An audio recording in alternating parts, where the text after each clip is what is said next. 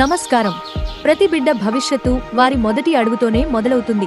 ఆ అడుగు సరైన దిశలో పడాలంటే మన ఊరి బడి, మన ప్రభుత్వ బడికి మించిన వేదిక మరొకటి లేదు. ఉజ్వల భవిష్యత్తుకు బాట మన ప్రభుత్వ పాఠశాల. కాలంతో పాటు మన బడి కూడా మారింది. నేడు మన ప్రభుత్వ పాఠశాలల్లో అత్యాధునిక డిజిటల్ క్లాస్ రూమ్స్ ఉన్నాయి.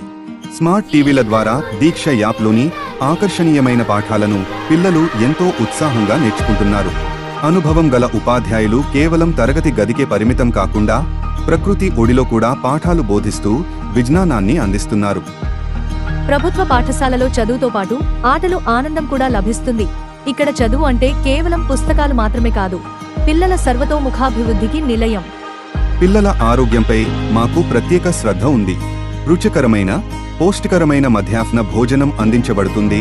డాక్టర్ల పర్యవేక్షణలో రెగ్యులర్ హెల్త్ చెకప్స్ మరియు ఐరన్ టాబ్లెట్ల పంపిణీ జరుగుతుంది. ఆరోగ్యవంతుడైన బిడ్డ ఆనందంగా చదువుకోగలడు.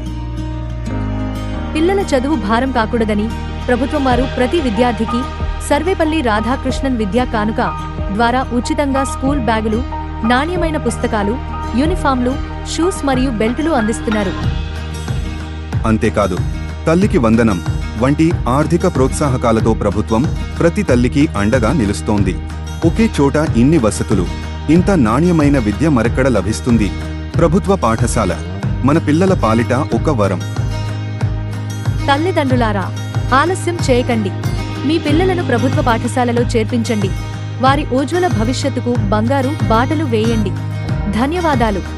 గుంటూరు జిల్లా విద్యాశాఖ.